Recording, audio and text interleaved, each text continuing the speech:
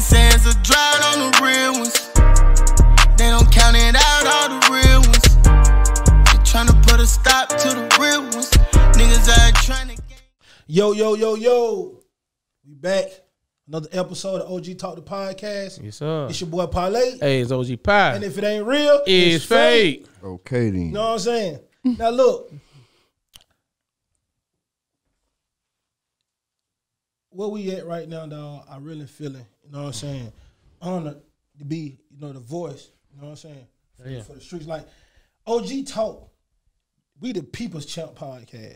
Yeah, more definitely. You know what I'm saying? Like, we get real life stories, you know what I'm saying? Ain't all that commercial stuff, all the regular stuff. Like, we give it to you, like, the way that you need to be given if you from the streets and you trying to understand the way that you need to understand. Realness with some respect on it. That's what Realness it is. with respect. OG-ism, like you said last time. We hit it with the OG-ism. Yes, sir. You see what I'm saying? And legendary. Like, I don't had a few homies, you know what I'm saying, some respectable homies, you know what I'm saying, from the city hit me like, Parlay, what I gotta do to be on OG Talk? And respectfully, I had to tell them, like, no disrespect to you, dog, but like, you ain't done enough to be on OG Talk yet. Like, you know what I'm saying? This for legends. This for people who done pioneered a sound in our culture or in Atlanta and motivated people to do the same thing they did or help build this city to be what it be. Put a footprint in the sand. You know what I'm saying? Yeah. Exactly. You know what I'm saying? Like pioneers, like, you know what I'm saying? Like what Mike do. You know what I'm saying? Like what Bell did. You know what I'm saying? Even down to Trioville and Scrappy, even to what they did. Yes, you know what I'm saying? Like they pioneered a whole movement. That's right. You know what I'm saying? And so, like, this shit is earned.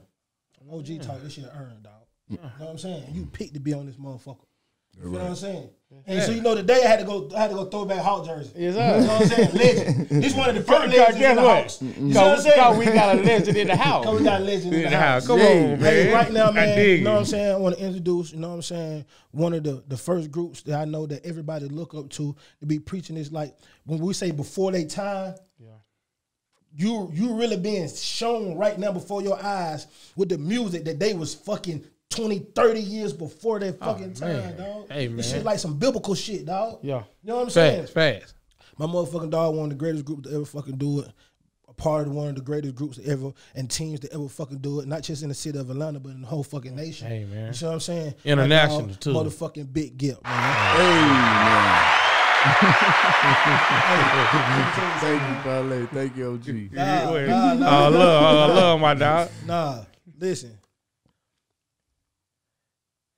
The shit that y'all did, dog, it's not being magnified enough. I feel like. Yeah. Because people don't really know all these OGs behind the music.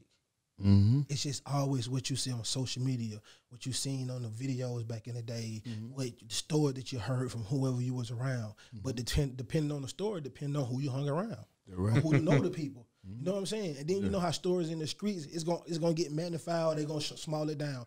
You know what I'm saying? But the shit that y'all have did for the culture of Atlanta, the shit that y'all did for the world, that's never been done before. Yeah. Even to this day. You know what I'm saying? And these younger generations don't really know. Because they don't give the respect where it's supposed to be due. You see what I'm saying? Like, it's designed like that, though. But I'm gonna say, but the reason I say it's not, though, in New York they do it. All the ones who created the wave for all them, they sue all their OGs and everybody who paid the wave musically. True that. In LA, they do the same thing. True that. In Florida with Luke and them, all them, they do the same thing. Yeah. But here in the city, it's like we don't do that. I ain't gonna say the city. You know what I'm saying? Man, that good in my group. Well, yeah. The whole South. Yeah. Them folks representing it. Period. At a time. I'm gonna tell you what it is. It's not the people. It's not the people. It's the industry. See, it's like off top, we told them folk that we were gonna represent something, and once they understood that we wasn't like outcasts, they understood that they were dealing with grown men. So the subjects that we talked about, the things that we wanted to represent during that time was something that they did not understand. They didn't understand our culture. They didn't understand what the Southwest talk, Cujo talked like. They ain't understand the way Gipp did it. They ain't understand CeeLo singing and rapping. They didn't understand it. It was so many flavors in that group at that time that they only knew how to just figure out, do y'all got a hook everybody saying? Because I don't understand none y'all talking about. You know what I mean? So I think that during that time, it was a real culture shock. I think the Outkast hit the industry by storm. They were forced to have to give Goody Mob a shot because they didn't want Goody Mob to go nowhere else. You know what I mean? So when you took Cujo, Timo, and CeeLo and Gipp and put us in the studio with Organized Noise, I think we created something that we never thought that we would create. You know what I mean? I think it was just going through that time, having the success of Outkast, going platinum fast, being on world tours with Tony, selling out stadiums. It was like, okay, what do we do that's different from Outkast? And it came from a book. It started with that Behold a Pale Horse. And that was just, if you think about it, Cujo said the other day, he said, man, soul food wasn't all about soul food. Soul food about some street shit too. It was about Dirty South. It was about goddamn Sesame Street. You know, like the other day, like this is the crazy thing about life. My daughter, she moved into a new house. And she moved into a house with a dude, and it's in the same neighborhood that I grew up in. In this house that she moved into, I'm sitting there having dinner with her. I said, do you remember that song Sesame Street? She said, yeah, Dad. I said, remember that little kid I was telling you about, Johnny? She said, yeah, Dad. I said, he hung himself in the back room in this house. She didn't know that. And that's what makes me so proud of Soul Food, that most of those lyrics that we rapped about were true stories. It was nothing fake about that record. Just made it sound good. That was Organized Noise job, but I think the songs and the lyrics that we messed with that album, they were our true lives. Like, when you talk about Guess Who, it's like, I remember the first time getting locked up, like, let's deal with what happened, y'all. First of all, Gipp from E Point. So, first time I go to high school, I went to Woodland High School. What is it? This over there on Headland the Low. This like on the other side, like going toward Camp Creek. That's what Woodland used to be. It used to be Woodland and Russell. That's what Tri-City turned into. Okay. Well, with this school, Woodland, they were the first school. I remember showing up at this school, and I instantly knew the difference between kids that came from good homes, kids that came from the projects. Kids that came from the project, they always wore velour sweatsuits, always had a piker full of money. Then you always understood that it was the ones with the BMW and the BBSs. Then you had ABC. Then you had Zoc that was on the west side. Atlanta was so different then because it was about fashion. At the same time, it was about some street shit. Give us a time frame so we can take it back in like perspective. 82, 82, 83. I went to Paul D. West. So just imagine it's the first time I remember walking in. This is my first experience of high school, first day. I get on the bus. I walk to the back of the bus. The next stop, some older kids get on the bus. I remember a dude named Clifford Reed. He walked to the back of the bus. He said, Shawty, what you doing at the back of the bus? I said, shit. This ain't motherfucking, I can sit where I want to sit. This ain't no goddamn, it ain't no, this ain't no science shit. I can sit. I got beat up the first day of school, man. Nigga beat me all up under the seat, man. So I was like, damn. That's high school, right? I tried not to laugh. I said, when they introduced you to high school. Look, I'm just picturing. I ain't even made it to the school yet. Hey, look, you. I'm just picturing you up under the seat over here like, damn. I was like, damn, like that's the first day of high school, right? So when I get to school, I was like, damn. They were like, yo, Shawty, let me tell you something about this. Back then, like, it seemed like high school was still on some late 70s shit. Cause that whole first year, my first ninth grade, it was like terror for ninth graders. Yeah. It was like 11th, 12th graders would grab little niggas and pick them up, throw them head first in the garbage can. You know what I mean? Nigga come down, check your pocket, take your money. You know, it was on some old school shit. So by then, so I was just like, damn. So the first semester, that was the first time I was like, we having exams. I'm like, what exams is? Well, you take tests all day, and then the middle of the day, the lunchtime, y'all sit for a minute, then y'all go test all day in the same classroom. Man, Gipp fucked around. And then they came outside, right? It was this little fool little dude. That man used to wear a ninja suit to school every day, man. He swore. A real ninja suit. That nigga used to wear a real ninja suit every day. See, one thing folks don't know about Gipp a black belt. So, I'm outside. Little boy that came over there, he ain't know. All the East Point niggas knew, though. He came over there, yo, Gipp, heard you do karate, my nigga.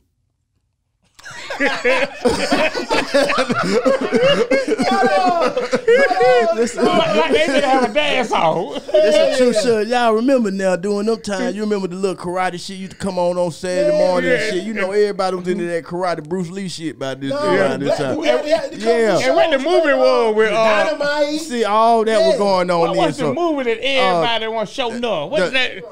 Bruce Leroy. Leroy and the Karate Kid. All this shit was out during the time. So, you know, this shit was a big thing, man. How about that man was in 12th grade? That man challenged me. You know, back then, you know, we came up back in them days, man. You remember the older kids used to get the younger kids together, you know. That was like their thing. Get the young niggas in a circle, man. The young niggas got to fight each other. You know what I mean? See who tough. So they started up with Gipp. Gipp winding up whooping this boy quick, fast. Bye. He was out of here, right? Next day. Hold on, Gipp. Hey. Okay, I'm gonna tell you, OG talk, right? Shit like that. We gotta get the story. But left kick, right kick, high kick. Okay. And we hope you remember his name. Hey, my thing was a spinning back kick, man. That was my thing. I was a spinning back kick pro. At the same time, see, I was in the 9th grade with a 12 shoe. So Shawty was kind of like, he ain't really know what he was playing with them flippers, right? So it was like he started playing with it, so he got them and jumped down in the goddamn Karate Kid stand, like he just gonna whoop some ass, right? I was like, Shawty, I go to goddamn karate school over there in Tri-City, Shawty, in the goddamn wreck with nigga to go to Russell High School, Project Kid. I really know how to do this shit. Man, I whooped that boy in 5-6 seconds. It was just 1-2 back kick, boom. He was out here feet. It was over with. 1-2, 5. It was over with. Next day, I know I'm in the office, my nigga. I got kicked out of Fulton County quick. Wasn't even goddamn Fulton County for goddamn a month. So there was a month. Goddamn. First day you hit it back as he. First day you jumped on by lose. some niggas. Hey. Then that day you come back and win. And that, hey, I ain't lying. I'm not lying to y'all. So this the other part. My daddy showed up down there. Nigga say, man, we gonna kick your son out of school. My dad said, what'd he do? He said, shit, he ain't use karate on somebody. He said, well, shit, that's what I got down sending the karate for, to know how to use it. He ain't talking about So when daddy found out that buddy was older than me, he was like, shit, I don't give a damn. Nigga grabbed my hand like Jane Evans and walked up out that bitch and said, you gonna throw him out of Fulton County, fuck it, then he gonna go to Atlanta Public School. Bam. Gipp and wind up at May High School. May High School. Now I'm off in this Atlantic Public School. I'm talking about Thera High School. Yeah. This back when goddamn Harper High was open. I'm talking about, ooh, Harper High. You got goddamn Turner still open. Ooh, it's Project Central. It's West Side Project Central. So West Fords was still up too then. Yeah, West Ford was still up. My first day in May High School, I meet Cujo Goody. Cujo Goody like, shit, folk, we ain't going to class. I'm like, shit, what you mean we ain't going to class? Said, nigga, we're going to a cut party. What the hell you talking about? I'm with that. He was like, I was like, what the hell a cut party is? He said, Shawty, we about to go to the Quickie Picket. We about to get about 5 of them tall boys. And we about to hit over there over there, I'll watch the road.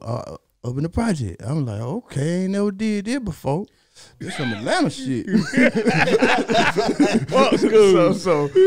Man, imagine we get there. When I get there, we in the project, we walk in, whole house full of everybody. We got goddamn Doug House in there, Washington High. We got all the high school, all the bad kids over there. We drinking. And the man, mama walked downstairs. Everybody was like, oh, shit. She said, shit, what y'all say oh, shit for? Just give me a beer. I'm going to go on back upstairs and keep my goddamn door closed. I know who mama with this. Who mama with this? I can't even. He's the mama about it, boy. Hey, my dude with the shit. So she said that right. So then imagine everybody going out. We got the Luke Skywalker on, me so horny, we going out. And then it's like, skirt. Hey, folks, the police out there. Oh, shit. Man, it's the first day Gipp ever had Old E. I ain't never had Old English beer in my life. But this was Cujo good at drink. Man, I drunk. You remember the Old E? They used to tell you, they say, take the gold can and drink it all the way down, shawty. Don't leave a drop in there. Then you going to be good. Had good. God damn. So as I did that shit, I drunk it all the way down. The police coming in the door, and he started running up the stairs. Cujo like, come on, Gipp, we gotta go. We gotta go. We get to the bathroom. Nigga jumping out the second floor. Man, shawty, you know, I'm already drunk. That thing and fell on me. My eye quivering, that shit doing like this. Yo, I can hardly even figure it out. I just said, jumped out that motherfucker. When I jumped out, I hurt my leg. I looked up. Everybody was running off. I seen Cujo turn around. Cujo ran back. He put his arm around me. He said, I ain't gonna leave you, buddy. The police came around the corner and said, freeze! Next thing you know, Gibby was off in the goddamn paddy wagon. I was on goddamn, I was on Bankhead at that one. We was all at that one on Bankhead. Zone 1 precinct. We was all in there. My nigga, we got up in there. That was the first time I said, hey, man. Hold on, so that's crazy because it wasn't no Zone 4 precinct then? Zone 4? Nah, what y'all, he said they was got caught in they was on Doug, over by Doug. You said, over right? by Doug. Yeah, that's Zone 1. Yeah, they talking about this. You was in the area. Yeah, you was in the area then. They put us down. So you got to understand, like, when I came through high school, it was just a different feel. Atlanta was different. A lot of people were making a lot of money. I learned a lot of things. And one thing I tell people in Atlanta, you know, what make Atlanta different than I think Los Angeles and New York is that when people think you come from a certain area, you rough. In Atlanta, I know more niggas that came up out of the house just as rough as niggas came out of the project. Yeah, you know what I mean? And for me, I stayed on Headland. I originally come from County Line on the other side of Camelot Road. So I moved to East Point when I was little. So with that being said, I grew up with Rico, who stayed up on the low. Like Reek used to drive. Reek had his own car in 6th grade. God damn. Reek used to drive the Paul D. West. But it was a different type of money back then too. Yeah, cause all the D boys and all the real men that were doing that back then, they picked you. Mm-hmm. If they picked you and put you in a place, you was very much taken care of. They let you take care of their businesses. Like Reek used to take care of Lamontra. He had like a hair store up on the low. So Reek had money always. Reek was the first one I seen getting his own clothes made. You know, they was off in them dance groups and all that shit in Atlanta. So really, if you go back, the dance groups was the most popular dudes in Atlanta during them time. Before singing or anything, it was about niggas who danced and had their hair whipped up. Yep. You know what I mean? So that was where I first started really learning the culture of Atlanta. The first time I ever went to a club was Sharon Showcase, Gresham. That was the first time I started really getting acquainted with the East Side. How old were you then? 16, like 15, 16 years old. I got my first car at 15, 16, so I was all over the city. What kind of car was it? Shit, a Rabbit. Goddamn. Yeah. Had a photo, that leather, that baby blue. You know what I mean? Because I remember back then, everybody who would give money, they had either that Golf or they had that Scirocco. Yeah. That Scirocco, you would give money because that thing was fast. But like for me personally, I was in and out of the game in different ways because I had cousins in the country. I had cousins that was in the city. And seeing so many phases of the street, seeing when just our uncles had it. Like I knew when my uncles had shit, because they used to have so much shit. Like, you know, country D-boy different than city D-boy. Country D-boy might have one truck and stay 1,000 places, but then always got a pocket full of money with them overalls on. It's just another thing. Like they never, and they don't care nothing about no new shit. Nothing new. They don't want that. That's flash. They're gonna have $10 million in grandma attic. It's still like that in some places. It is. With a lot of these younger ages, you know, the younger guys starting to make the transition. Instagram. Instagram. They can see it. Exactly. But I know people like that too. They in the country, you don't even know they got no paper. You don't even know they got all the paper. Yeah. I'm telling you. Don't even care about none of that stuff. And I think that Atlanta started changing once LA got here. Once LA got here, that's when Atlanta started really thinking that we could do something different, because I remember when Divine first hit the L.A. Reid, right? Yeah. Okay, so supposed to clarify for the people who watching to understand. L.A. Reid, when they first started LaFace, because before then, it was like everybody was signing Itchy Bun. It was like Jermaine was signing Itchy Bun. He had JV in the Straight Jackets. He had the girls. He had a lot of acts over there, but then it didn't really click that he did the boys when he did Crisscross. That's when he did the first big deal at Columbia. So that's when the town started really seeing us have more as far as our records being bigger than just the town, because Dallas was already making big pop records, already really in LA, really. You know what I mean? So like once Jermaine started coming up, that's once TLC got in, they started bringing Sleepy in. Sleepy brought Organized Noise in. That's when Kawan came in. Kawan, KP, which is Parental Advisory, they got signed to Pebbles first. We did their album. I was on their album. Outkast was on some remixes.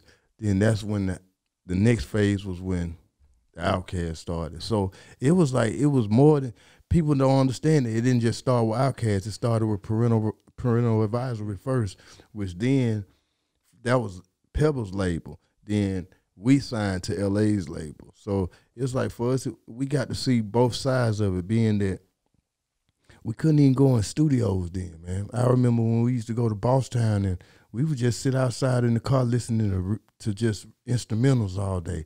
We couldn't even go in the studio. I tell people all the time, the way people kick it in studios now, you couldn't go in the studio back then. Like if you wasn't in them rooms, if you wasn't on that guest list, you couldn't even get past that front desk. Right, that's you fact. know what I mean? That shit was like going in the bank. That shit was jail. Like you couldn't get back there. It was special. So it's like, for me personally, to watch how the game is very, very easy to get in the game. It's very easy to make money in the game. But at the same time, I just think that during those times, you actually got the artist development of it. You actually got the, like, when we first time we went to LA, we had to go and meet certain people. You had to go and meet Mike Concepcion, or you couldn't go in Crip sections. You had to go to Grape Street. Yep. You had to go down into the South Central and see the South Siders with Kid Frost. So you couldn't even move around in LA back then. So it's like, I think that's the difference of the game, is that it was so much respect just to be in the situation that you really, really took your opportunity as a chance to really change the world. Yeah. And I don't know if people really look at it like that. I think people really make music right now because they can see all the money. You know, they have made it about the Forbes list. They have made it. See, right now, man, I tell anybody, right now, man, they can make Winnie the Pooh great. They can make Winnie the Pooh great. It ain't about the artistry no more. It ain't about nothing. It's about it's exactly what you said. It's about relationships. And relationships is good, but I feel like this. We ain't making music with a purpose no more. We making music for the moment. Facts. That's why I was just telling dude, I said, man, you could drop a single today. By Friday, it's on to the next. It's on to the next. On to the next. So as far as me personally, as far as an artist, I think what made Gipp, I think, special really is that I didn't come into this as a rap cat. I came into this like, when I moved into the second neighborhood growing up, it was a lady on the back street. This lady here was all on the radio, all on TV. Miss Khan. Once I got around Miss Khan, it was like I started meeting, New Edition. I started meeting Peebo Bryson. I started meeting Stevie Wonder. Back in the day.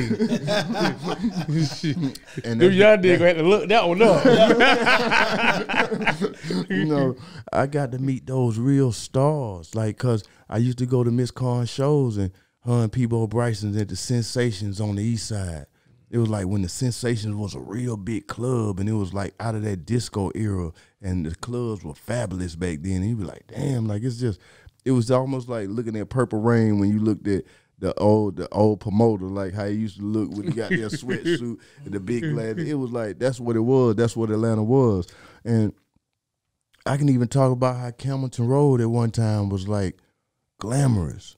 Like, I remember my mom and them used to go to Mr. V's Figure 8. And the D boys, what they would do, what the D men, the dope men back then, they used to be like this. Everybody that come to the Mr. V's Figure 8, we gonna take care of your kids so you can come and party. So what they would do, they would put a circus out in the parking lot on one side of the parking lot. They'll have a blow up balloon to go up for the kids, and then they'll have ponies for the kids to ride until the parents came out of Mr. V's. Okay, let me ask you this: this was before MBK, right? Mm-hmm.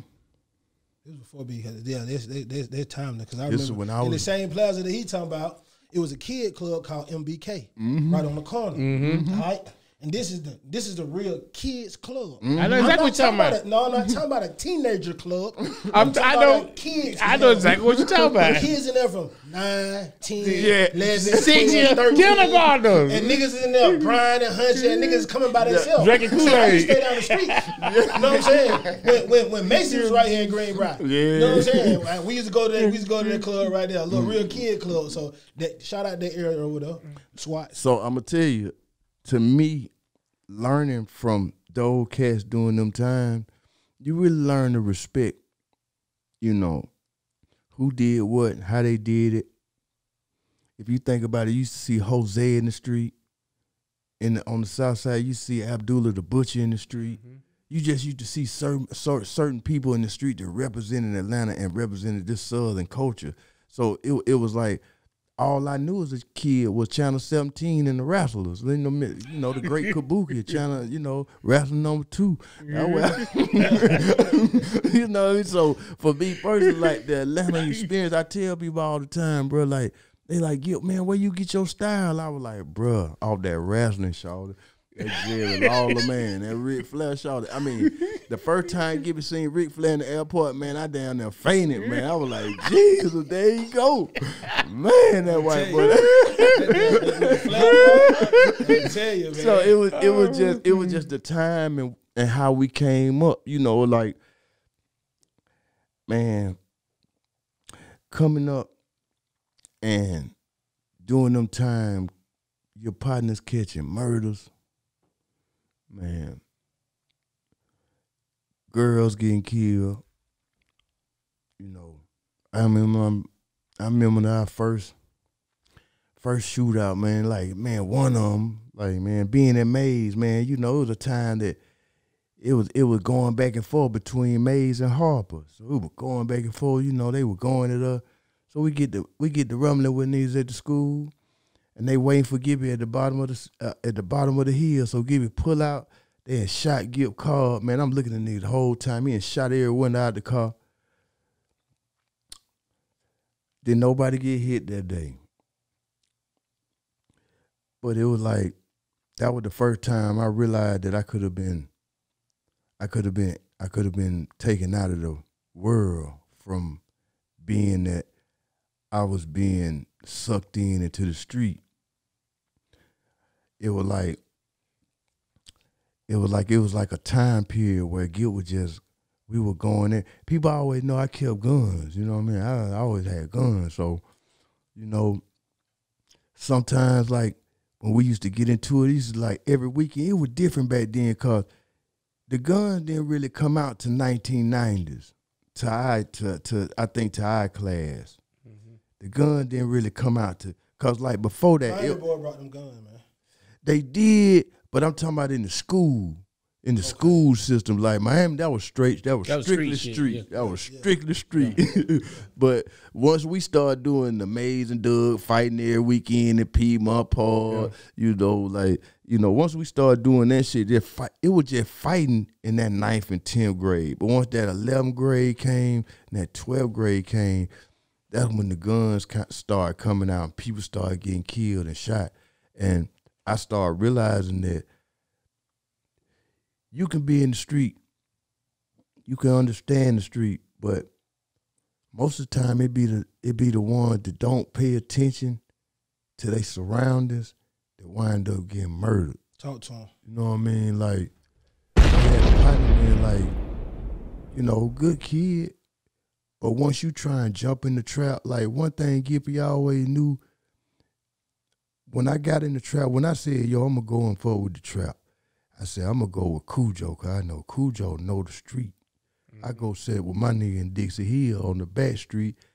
And then, I know Tony Caldwell, all the niggas, Big Freddie, you know what I mean? So I'm with some real West Side niggas. So I'm like, I'm safe, but I'm understanding too that when you get around that environment, you got to check out customers. You got to see what you built for when you fuck with the street. Some people just feel like, if my homeboy doing it, I could do it too. See, I was always the nigga like, shit, what that look like for I tried, you know what I mean? Yeah, smart nigga. Smart. You know what I mean? So, cause you know what I mean, we in the trap, you know how you got the junkie goddamn cleaning up the trap, nigga trying to hide the trap out, trying to hide in the refrigerator and all that junk all in there, stealing nigga shit. So I'm like, man, I don't know, I want to fuck with no folk like that, you know what I mean? I'm hitting the back door in the back, it coming, you remember how them niggas used to go through there and throw the 2x4 at the bottom of the floor, so that door just goddamn, just enough so you can look at that motherfucker. So you know me, I'm doing that, I'm watching, I'm like, shit, yo, I don't want to sell no crack, folks. I don't want to sell no crack. Then I'm gonna let you and Backbone fuck with that shit. I ain't fuck with that shit. I said, I'm gonna stick with the weed, man. Nigga wants some weed, man. I'm gonna get what Po Bird don't get. Shit. Right, okay, now we talk about the weed. All right, we talk about the hustle and shit. Mm-hmm. All right, we got to tell the story about your introduction to the West Side with that weed shit. What a nigga sold you the goddamn. What a nigga sold you some man, let me tell you what these nigga did, man. Niggas out Dixie Hill, man. Them nigga got me. Man, nigga say, Gipp, man, we trying to get. I said, man, let me get a goddamn £1.5. Nigga said, we got you, shawty. What I want you to do is now, I want you to meet me in front of there. I'm gonna be right there in the little curve part. I said, all right, shawty, I'll be up there in the middle. So I'm over there in EP10. I'm telling my brother, okay, give me your money. Then I got my other little partner money. We piecing up. I'm like, okay, shit, here we go. I ain't went up there. The nigga hit me with the West Side Hustle, man. And then hit me with the West Side Hustle. Nigga said, as soon as I pulled up, I done ran up to the door. I'm like, shit, here go the money. I said, shit. What he said? He said, shit, it's in the bag. Don't open it up. Shout out, we in front of school. Don't do that. Don't do that. Oh, wait till you get back to the school. Wait till you get back to the goddamn house. Then look at that. So you know me, this my first time really doing this, y'all. You know what I mean? He paying for it. So goddamn, I was like, okay. So shit, I ain't jumped in the motherfucking car, and I'm like, this one of my partner cuz nigga ain't gonna hit me. You know what I mean? You know what I mean? You know, this when I got introduced to that street shit, like niggas, boy, you put yourself out there, Sean. So okay, so because he your partner don't mean he my partner. Right, so listen, right? So you get the pack, you pull out from the school, hey, you pull back up to the hood. Hey, my nigga had me wrapped up with some goddamn pine straw and rabbit food. All the pine straw in the middle of the rabbit food outside. Oh man. Damn, he didn't even give him a little read. Hey, just imagine my brother them. Just imagine your little brother looking at you like.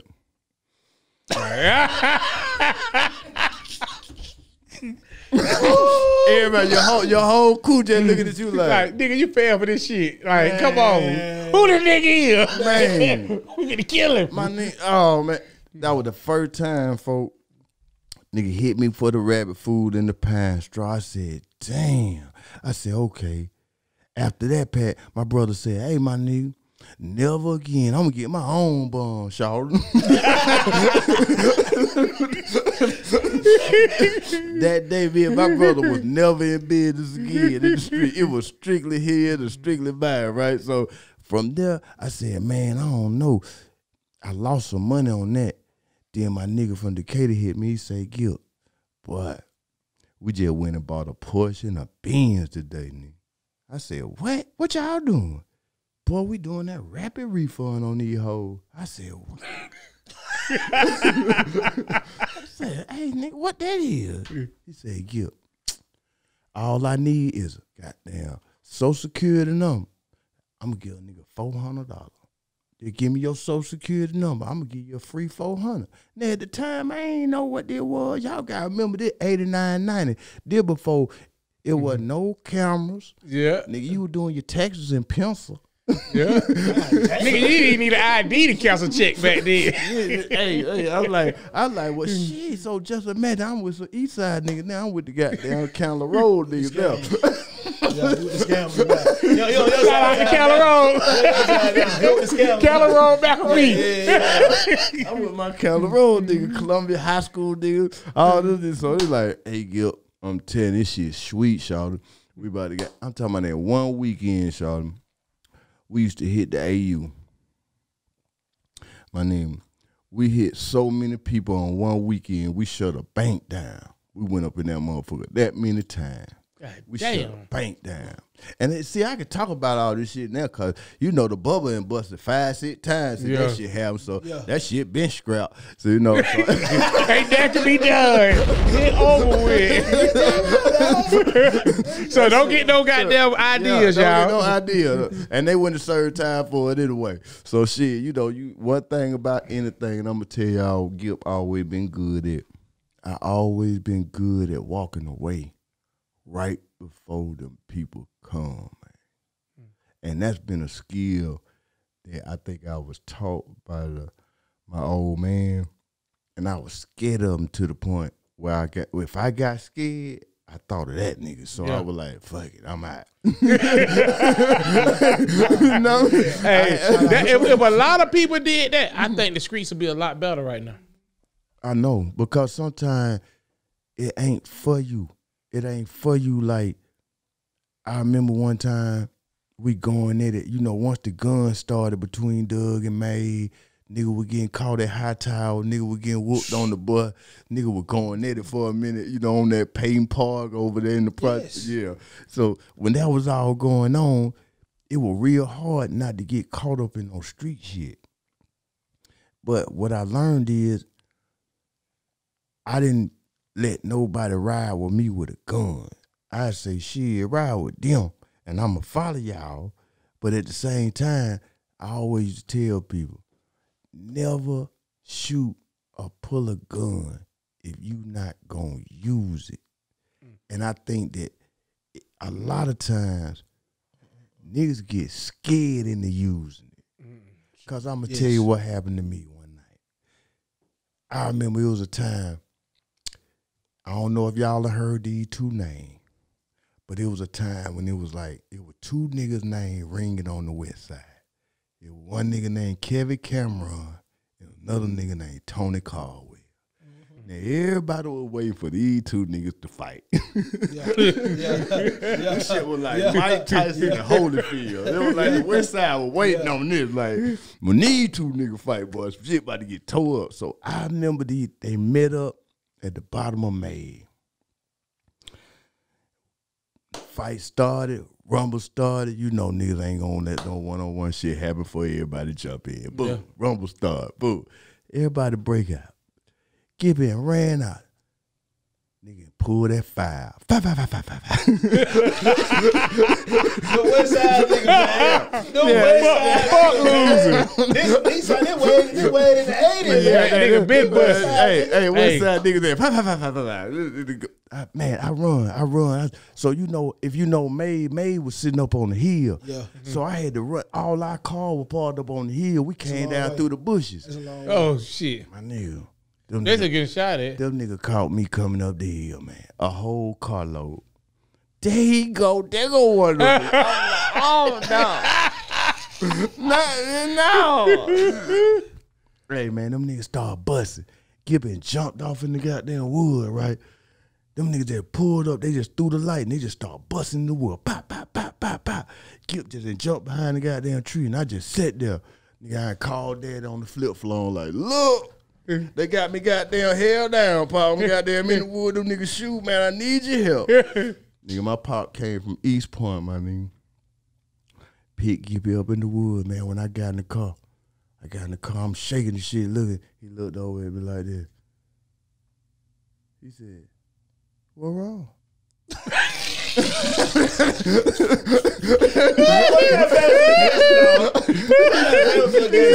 said, what wrong?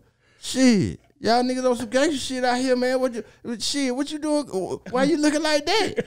You on some gangster shit? Where you pissed at? Daddy, I ain't got no piss. He said, son, one thing you better understand about when you get out here in these streets, you could play wrong or you could play right. But if you go to a fight without a gun, you can't expect nothing less than this. Yeah. You can't expect nothing less than this. Because when you out here playing with this shit, this what's going to happen. You still got to realize that every time you pull up to a fight, them niggas ain't got to be pulling up to fight. That's the night he sit me down and say, hey, man, gunplay is one thing. Fighting is another. But if you ain't ready for that gunfight, I think you should always learn how to fold. Learn how to walk out of it. And I think that a lot of my friends never really learn how to de-escalate a situation. And I think it really helped us once we got into the music business because, man, the shit Goody Mob went through, niggas don't even understand. Like, we was in our time, it was straight gunplay. In our time, it was all us with front line. You know what I mean? It wasn't after the East-West shit started, it was beef for everybody on the road. We got into it with niggas from Arkansas. We got into it with niggas in L.A. We got into it with Crips, and we got into it with GDs in Chicago. Like, everywhere we had been, like, it's been fun. Like, so we had to check a few folk that thought, that, hey, man, you think you could talk like that? I mean, you know, we different. We like to touch and butt. You know what I mean?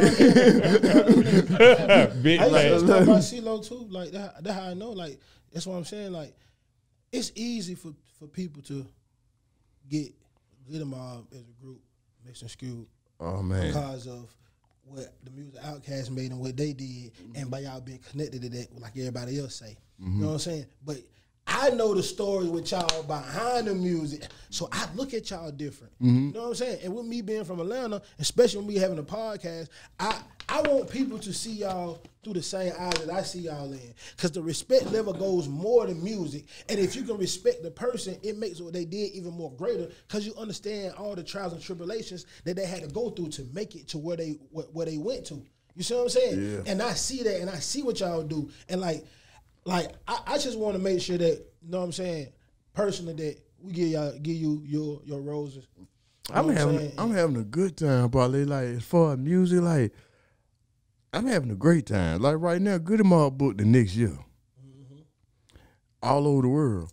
You know what I mean? The people showing us our roses by now, because I'm doing, like next week, I'm going back to Macon. I ain't been to Macon since the first hour when Miss Dale was driving us to the radio station. Wow. I'm going to Columbus. Yeah. I'm going to Griffin. Like, for me, I'm glad this happened because now it made us say, hey, man, instead of reaching and wanting people from out there to love you, fuck with people that got you there. Yeah. And for Goody Mob to be going back into the Chitlin circuit, I want to go back because I want to see the new people that's down there, the new folks, the new fans, and just to see how far we ain't grown since we ain't been there. And another thing is that Georgia ain't changed since we was on the first albums and second album. I just want people to know we got a new record out, Survivor Kid now. That's doing well, man. Like, it's doing so well, and we own everything. We own every album we ever put out. Most people can't say that. Man, talk to him, man. We ever put out, and we wrote it. Even from Soul Food on down. Yeah. That's hey, man, that's deep. That's strong, that man. Yeah, man. So when you say Why y'all not celebrate it? That's why. We always walked in the rooms and told them folk, no. Every time they came with us for a publishing deal, no. Because Gipp was told by goddamn, Gipp was told, hey man, don't sell your publishing till you ready to retire. And that was Curtis Mayfield. And I always walked into them rooms and them people be like, here go 250,000. No. Here go $500,000. And now I'm thinking like it's 25 years later and we own everything. We get the rights back. Remember that in them contracts back then they said you get the rights back for all your albums in 30 years. Shit, that's 2-3 years for us. So for us, it's like we wasn't supposed to live this long. Most artists don't live this long to get their albums back. But I look at it like this, as much as they can say these folk great, bro, like we didn't live the same life that a lot of these people live, but we did not give our life to the industry. That's the most gangster part about this shit, dog. That would make this shit so special. And when I'm talking about for the streets. Yeah, man. I'm talking about for the street niggas, the niggas that y'all paid the way for, the niggas that y'all made want to be producers and artists and A&Rs and record execs and all the niggas that y'all inspire. Like, nigga, it should, y'all niggas need some statues here, dog. I'm talking about on some shit like that, like just the culture alone, bro. Y'all was doing shit at a time that niggas was from Atlanta wasn't doing shit. All right? Then y'all was talking about real life shit, battling what was going on in society for real. Like you say, standing on the front line, talking this shit. And then the fact that y'all was selling y'all records, y'all owning this shit, y'all like, nigga, this shit is, that shit big, dog. That ain't no little shit. But the reason they don't want to talk about it because they don't own us, King. They don't own us. See, I feel like Goody Mob and Outkast, the reason why our city has kept the respect and kept our weight because couldn't nobody outside of Atlanta say they own us. And think about everybody else in all these other cities. If you ain't sold your shit to these other folk, man, you ain't got no weight as soon as you take that shit. Facts. I don't want your money. I want my weight. I'd rather die with my balls in my pocket than dying with them in yours. Facts. Talk to them. I got kids, bro. So when you sit back and you see all these folks living all these lavish lifestyles, and you know that they the only one, but then it's 50 people that stood behind them, ain't got half of what they got. Man, that cool. You know what I mean? But I say this. I can look at Goody Mob, I can look at Outkast, I can look at Organized Noise. I can say my producers never owned us. My producers never took our publishing. My producers said, y'all own y'all name. So don't tell me that it can't be done. Real nigga shit, man. Don't tell me it can't be done. No, what you did is use the same excuse the industry used to rob. You used the word business. Yeah. And my folks said, I'm not gonna rob you because they say it's right. I'm gonna let you have it. Why I'm gonna take something and want credit for something that's not mine? But ain't too many more real Yeah, niggas motherfuckers ain't like that. Nah. That's right. Yeah. That's why you got to surround yourself around real niggas, dog. Exactly. It's important, dog. And about him saying that, like, for all you artists, you know what I'm saying? When you come in the game, dog. Of course, if you want somebody with a bigger statue to help you out, of course it's gonna be a price. Of course it's gonna be something you have to give up. That's right. And then a lot of times it might be a little more than you want to give up. It's not about what you give up. It's all about how you structure what you want to do. Yeah, right now I'm right here.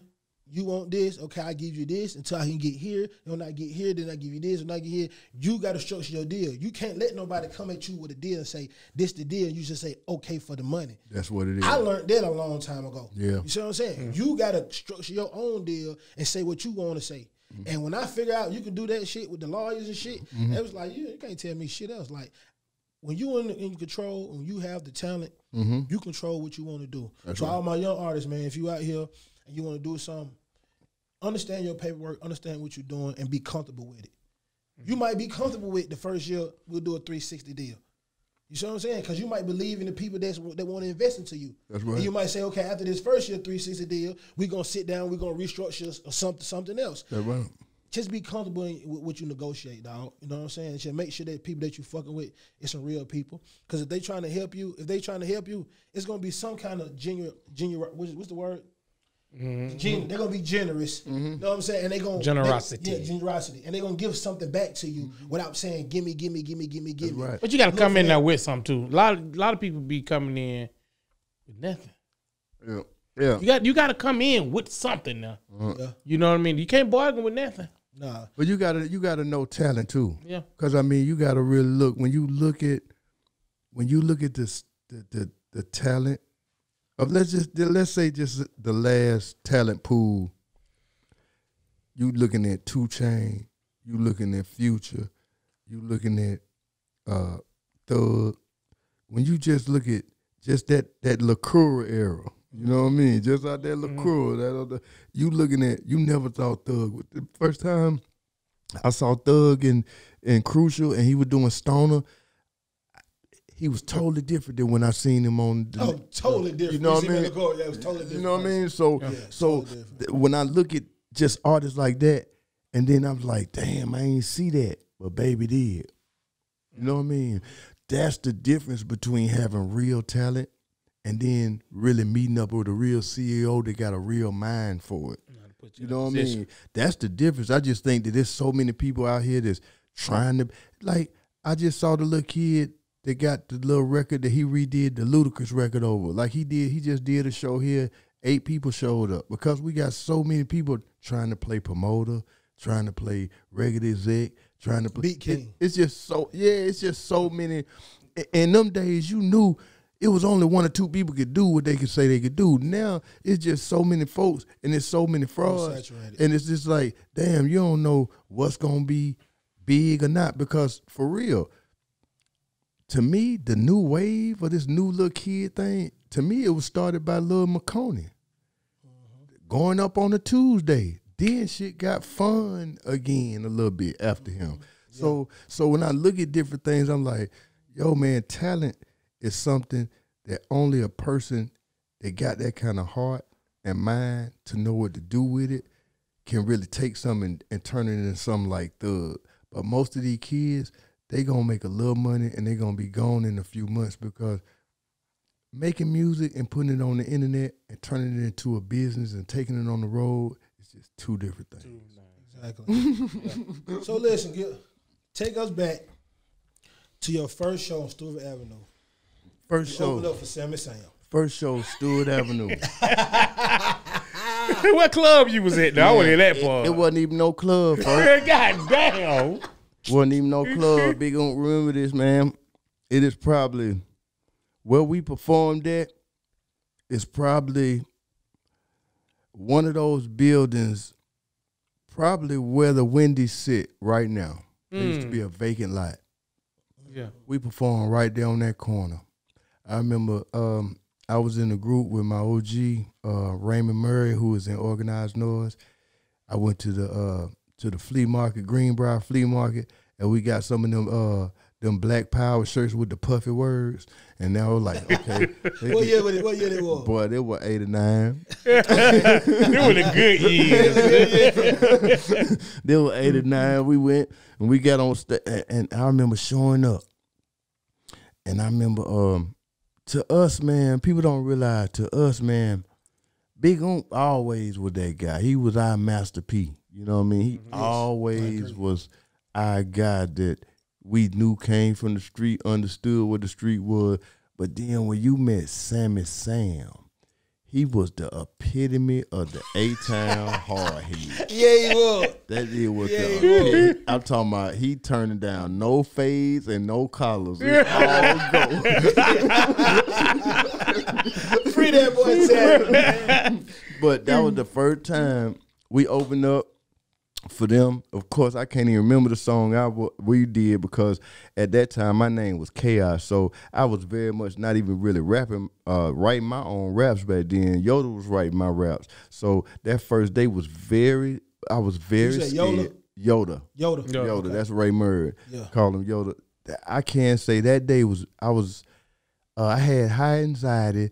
I really was not good at being on stage at that time because that was my first time. Wasn't really good with crowd participation, didn't know about that. And then after we got off stage, we really we did okay, but we did okay. And we got out the way though, you know what I mean, for the boo came.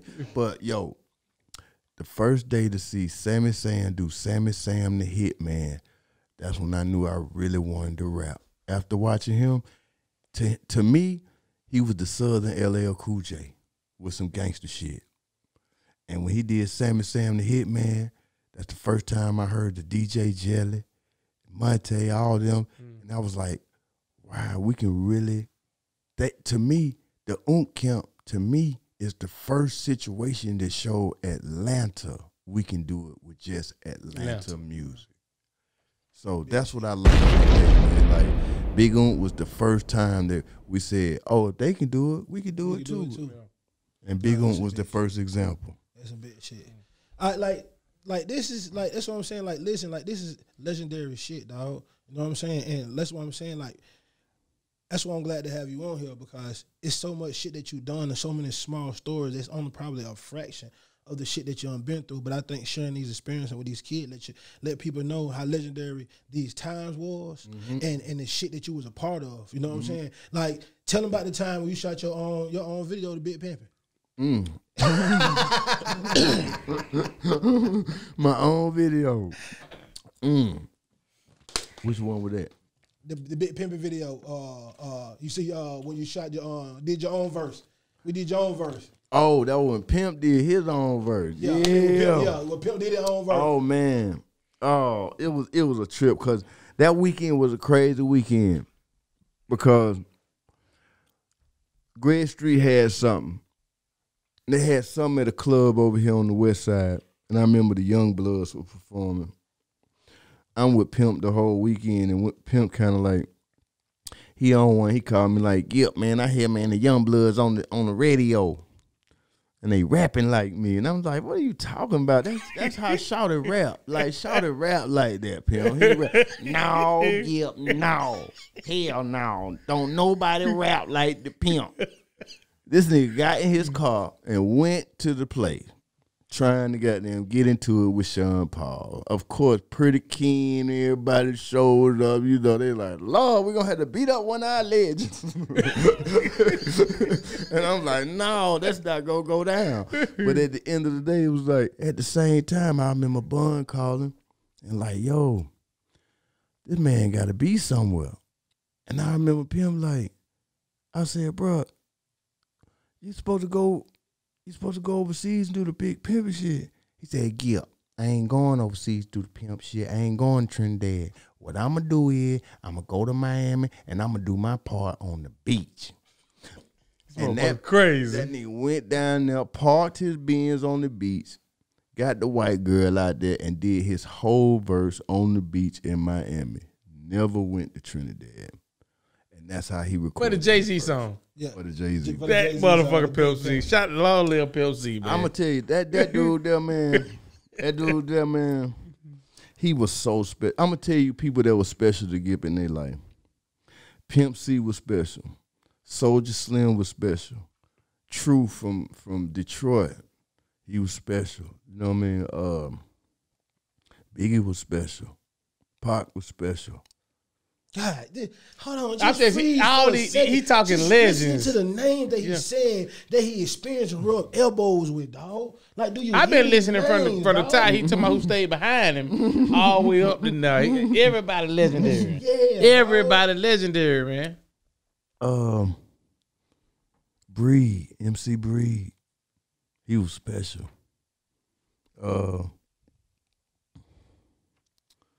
It's legendary, dog. Oh man. Best of life for love. Tell us about. Okay, so did I heard too that you talked to Pac 20 minutes before he died, and you talked to Biggie. I talked to Biggie. We talked to Biggie right before he got killed. We were the last people to talk to Biggie. Wow. When we walked out of the place, Biggie stopped us and asked us who did the beat for Black Ice. And we was like, DJ DJ Reed Cousin did that beat. And C's was saying, man, we love that beat. And it was like, Gipp, where y'all going? I said, we going to the Outkast Platinum Party because, of course, we all on Airster. They Bad Boy, Wheeler Face. They were like, we going to go to the Outkast party on Sunset. We just waiting for Puff to come out. So they was like, so when we started to walk off, they were like, hey, man, who y'all with? And we were like, shit, us? Some loud as They shit. was like, for real? I was like, shit, we drove ourselves over here, man. Ain't no bodyguard or nothing. We by ourselves. We don't give a shit about that shit. You know what I mean? So he was like, That's what I'm telling you. That's how Atlanta attitude. But it's just like that all the period. time. Everywhere. we was like, we don't give a shit. So we got in the car. So we got to the party. I remember us seeing Shanti Dawson, then goddamn Funk Master Flex start the music and was like, yo, man, Biggie just got shot. Like, man, we just seen dude. So we get back to the hotel. Busta Rhymes, everybody there. T-Mo jump in the car. Busta Rhymes go to the hospital. And he just called me back and was like, Gipp, he dead. And I was like, damn, bro. That's sick, man. And then it was like, with Pop, it was like, before that, we hit LA. We on tour with Fishbone and De La Soul. So Pac called us, was like, yo, man, y'all come to the studio. So, you know, you can go on the internet and see we walked in the studio, Pac in there doing Thug Life or something. And he was just so special because Pac would be sitting there smoking a cigarette, drinking Henny, and doing his verse at the same time. It was just some real dope shit, how he used to do the shit. And he would do his shit, come out, and Pac was always real hype. So just imagine, we kick it with Pac that night, but there's so much going on. It's just a lot of drama going on. So we kind of get out of there. The next night, I go back by myself. And I think just me, Bernard, and one of the other members. And he's sitting at the thing with Lisa Lopez. And Lisa's like, man, what up, Gipp? People don't know that, like, Pac and Lisa were real close. Okay. So I walk in there, he like, you want to hear something? I'm like, yeah. He's like, nigga hit the button. And it was hit him up. Wow, so you got the exclusive. So you got the exclusive. One of the first ones to hear that shit. Hit 'em up. Hit 'em up. For the world heard it. Yeah. And he asked us our opinion. And I remember I was just standing there like, God damn. Yeah. I ain't never heard no shit like this. Like this shit. This shit here. You This know. motherfucker deep. I fucked your wife, you know. Yeah. Fuck your click. Like, oh, this shit here is god damn, bro. It was heavy. What did that nigga say? Fuck your bitch. I fuck your bitch. Fuck the click and that shit you claim. God damn. Just Like, it was a time of war. People don't even know. 'Cause the real war was going on in the street, man. People were getting killed like a mug, man. Like, people was getting killed back and forth during them times. Well, Pac and the New York people in New York were going in it. People were getting killed. The thing with Gipp is that most of these events, I was there. The night Suge homeboy got killed, allegedly by Wolf, Gipp was there. Seen them when they pulled up. Was with Joy at the time, and my girl at the time, she was so off the chain back then. She in there cussing out everybody. I mean, she kicked Puffy and she did all kind of shit that night. She did all kind of shit. So, but I remember when everybody was like, yo, Suge just pulled up. We at the Jaguar. Suge just pulled up. Everybody was like, oh shit. I remember the folk going to the door looking. They came back in like, what we gonna do? All the bloods were getting out. Boom. When everybody came back in, somebody went out the back door, jumped that back fence. When they started walking toward that fence, man, it went off. Niggas fell in the street. You know what I mean? Wham. It got serious after that night. So then just imagine then. Being in Magic City. I'm sitting in Magic City one night. Wolf came in. he was this other dude from Brooklyn. I knew he was from Brooklyn the way he dressed. I'm like, oh, okay, he from New York. He from Brooklyn. Hey, man, what's up, Gipp? What's up? What's up? I could tell he was looking for somebody. He looking. What's up? What's up? Nah, man, we gonna be in and out. No, he looking, my niggas like, you know, they just came off the boat from out of town, you know. He looking for a little broad. Little broad over there and goddamn chaos with the BML boy. You know what I mean? So he kind of like, we out of here. Next thing I know, I was like, shit, we gonna go. You know, everybody go through Magic, then go to chaos late. You know what I mean? So by the time we pull up, boy, it's a murder scene. It's a goddamn, it's booty hole and bullet holes. You know what I mean? I remember that. I used to be that club was the old autos, right? Yeah, boy, it was all the same. So, you know, just man, we walked in that back parking lot. Nigga was sitting on them nigga car. So we watching from the side of the thing. Nigga sitting on them nigga car. Nigga came outside, man. Them nigga was like, shit. They thought they had to drop on the nigga. Them niggas had the pistols in the club. Yeah, but them motherfuckers had them sticks in the club. Yeah, so you know, when they thought they were about to pop and talk that gangster shit, them niggas was sitting there like, them niggas sitting there like, oh, you talking about the brow, huh? You talking about the brow? You tripping over the brow? For real, nigga, you tripping over the brow. So when the niggas pulled the pistol, man, them niggas ate them niggas like, man, chips, man. Them niggas ate up chips. Nigga wouldn't, but them, soon as it started, but them turn around, start running, man.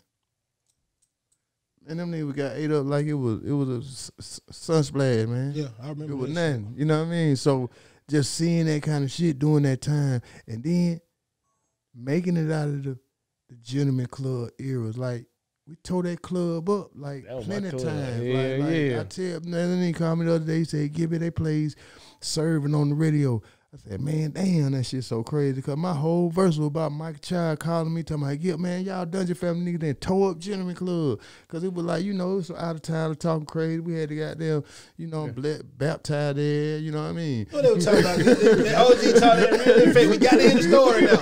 We got to end the story now. It was just like, hey, man, first of all, man, you know, we had to get the other side of the dungeon in there, man. It was them EP10, the cool breezes and all that in there, man. So, you know, it wasn't too much. It was 1-2 pop, and it was like, then you start picking up goddamn. You remember the little goddamn gambling game they used to have up there on the counters for a minute? Yeah. I know exactly what somebody. Yeah, the one you push the button, the shit shoot out. Yeah, they got taken out cause of, man. Yeah, them were weapons. Oh yeah, them were weapons. Them niggas got beat all out the club with them things. That motherfucker, boom, toodle. Hey, they got that Gentleman Club. I'm gonna tell you when the Gentleman Club got tough. When they opened up that other side upstairs. Yeah. Well, when they opened that motherfucker, and that kitchen. That kitchen. Well, man. Then they put a downstairs in that motherfucker. Gentleman Club was a club. That was the club. It ain't no. I don't been to a lot of clubs. Nicky's was the shit too. Nicky's was the shit. In the Mike Child Club. And I gotta say, Tino had that goddamn Rolex for a little bit. Tino tried to get it rolling. Tino used to try to get it rolling. He used to have that long pinky. He used to have that, all the finger shorts with that pinky long with a shot. Shout out to Tino, man. Shout out to Tino. That's the East Side Kingpin, man. Yes, nobody's like, man, Chit Chats. Who wouldn't beat Chit Chats, man? That's the longest running club, man. Man, I'll give it. I was just thinking. This done been all the listen. Every side of town. Listen, you know how, bro. Listen, street niggas don't experience these shits, bro. Listen, let alone artists. In order to go all the places, I'm listening to him. He got to be respected. You can't go to all these different places and still be alive if you're not respected. Nah, dog. And I know a little bit about all them places too. Man, I ever let one on. Oh, so I'm gonna tell you this right here. We gotta give another line of story, right? Tell us, goddamn, about the Phil Ward shootout. I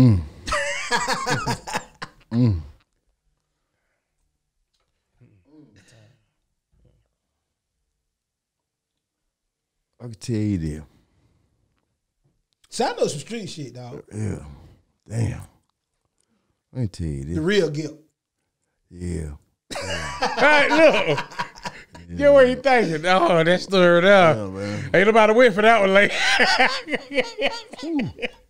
Cause see, that story really started. You know, that story started Cause we was into it with Naughty by Nature before we knew him. Damn. And it was like I was in the group EP10 Chain Gang then.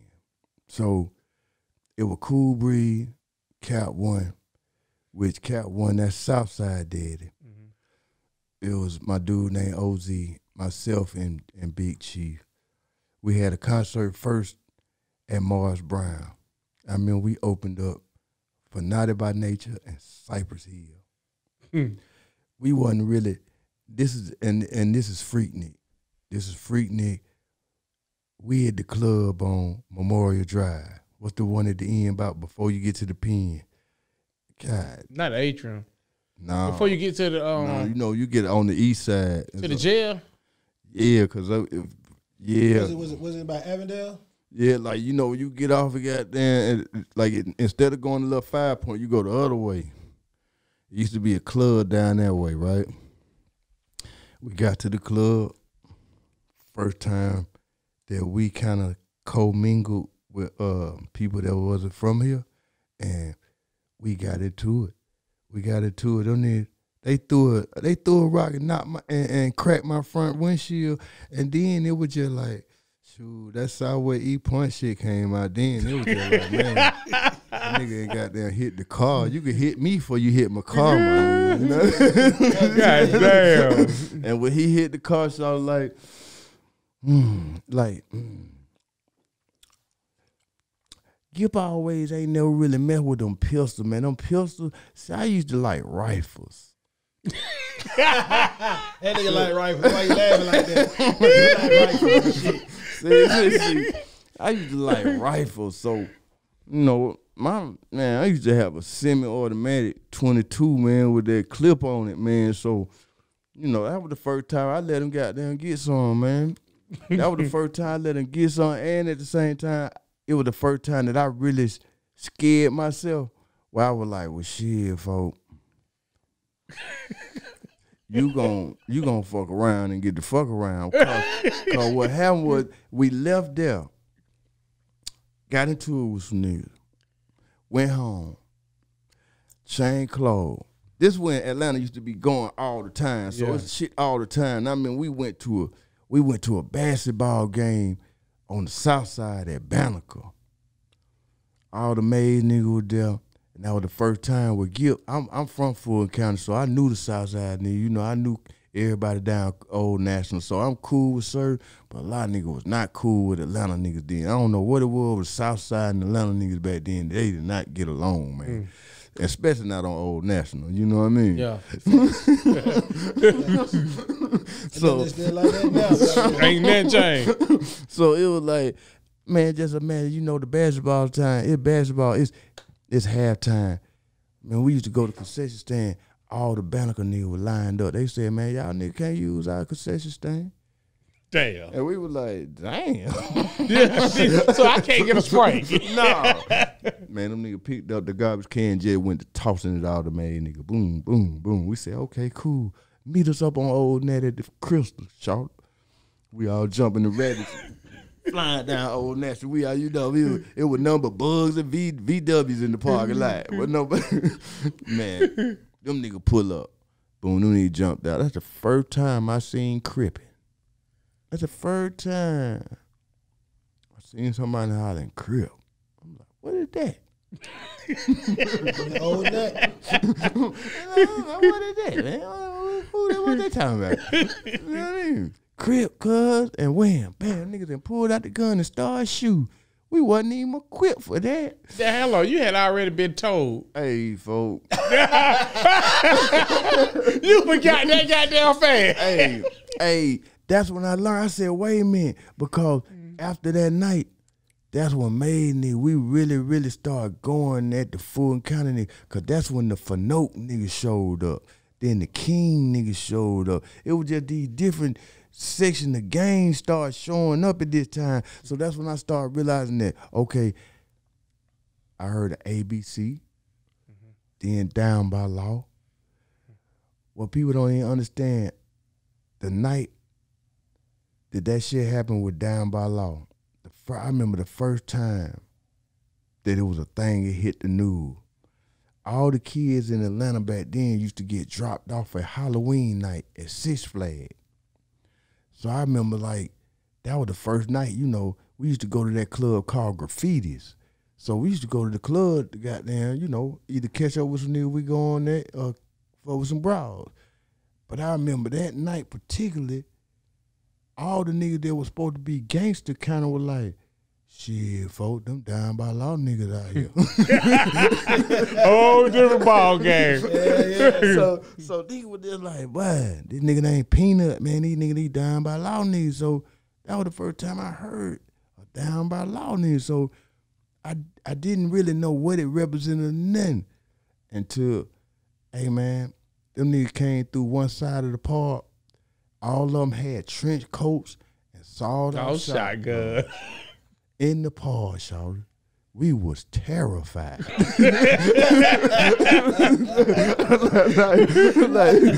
this niggas was terrified. They was so terrified that niggas went and hid in the park and missed the bus and had to walk back to East Point. Damn. True story. Nigga was walking right on goddamn 20 trying to get the goddamn 285. And the sad part about the motherfuckers, they were gonna use them. Hey, folks, they were so scared. They was so caught back then. Remember, there wasn't no cameras in the park. It was none but them little folk that they thought worked there. They wasn't about to do nothing. They were gonna disappear on the fight. They were gonna disappear. You got that? Damn sure gonna disappear. Them sawed all go off. So I can say this about Atlanta, and I tell anybody about Atlanta, man. Atlanta is a beautiful city. Atlanta has always been a real gangster city on the low, but at the same time, Atlanta had rules and regulations, and niggas respect the hierarchy. Yes, sir. Niggas respect the hierarchy. Like, we knew that even though King and all his partners wore suits, they were still G's and gangsters. You know what I mean? Everybody knew about Elgin Bell. I mean, he is folklore. It's probably so many people down the road could tell you about OG. Like, he went down in history as far as being a policeman that rode both sides of the street. Like, and, you know, I could tell, even when it's coming to Atlanta now, they like, you'd be like, what's going on? Why is everybody going at it so much? I said, man, really what's going on?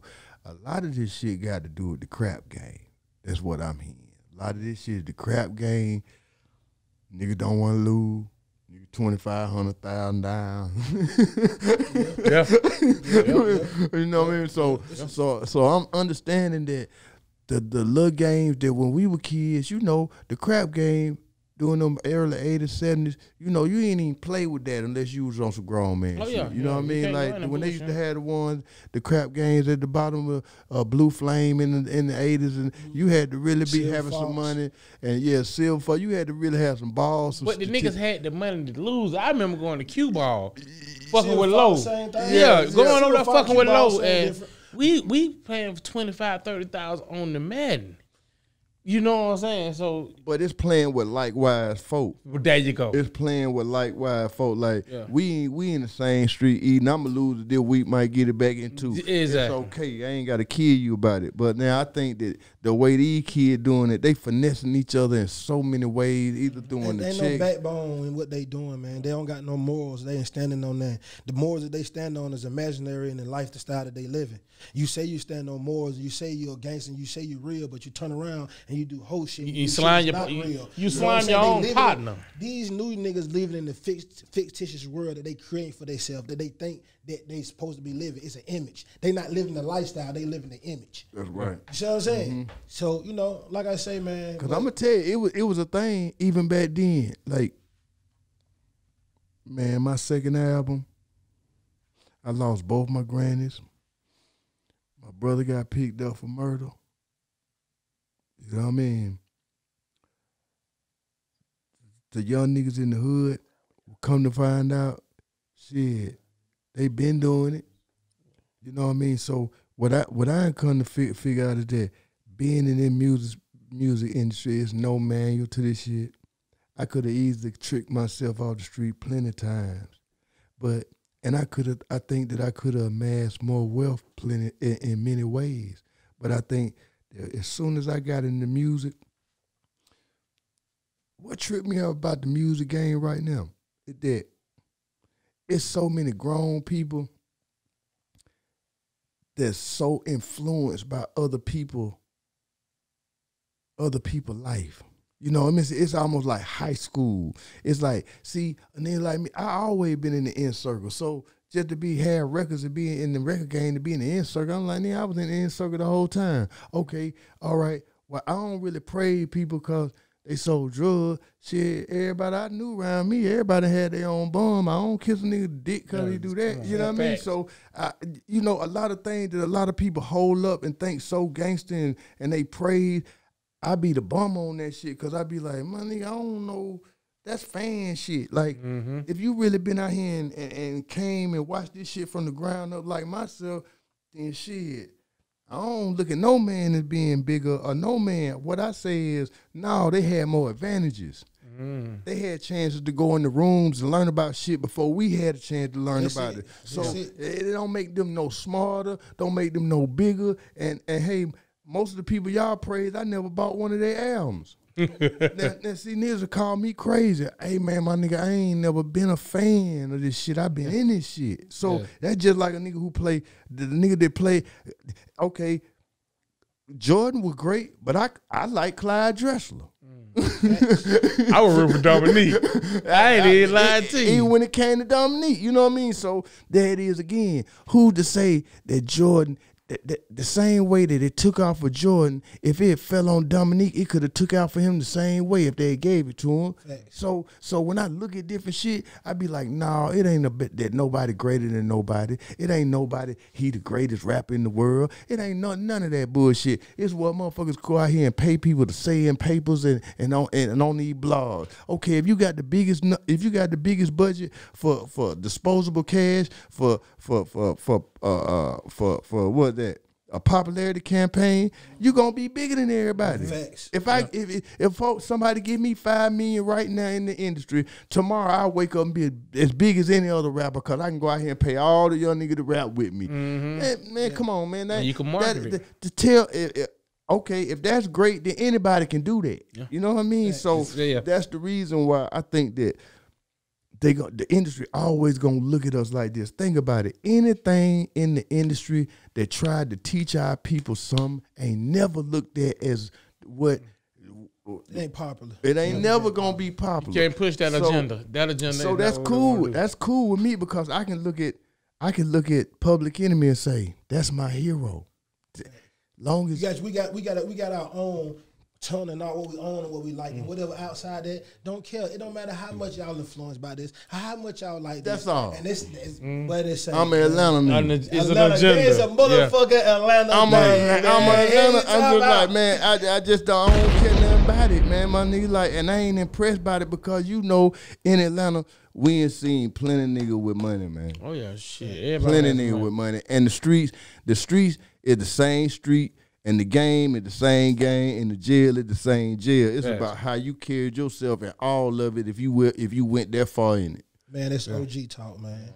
With that being said, man, good man, we can do this shit all day long. We're gonna let them breathe a little bit, but we definitely gonna have to come back and do a part 2, dog. And let's do a part 2. Because I'm telling you, it's a lot of things that we still didn't touch on that I want to touch on, like your new business with the Gipp goodies. Yeah, man. You had any stuff in your 30. You know what I'm saying? And I want to educate people on that part of the game too. You know what I'm saying? Also, let me come back and I'll bring all the products.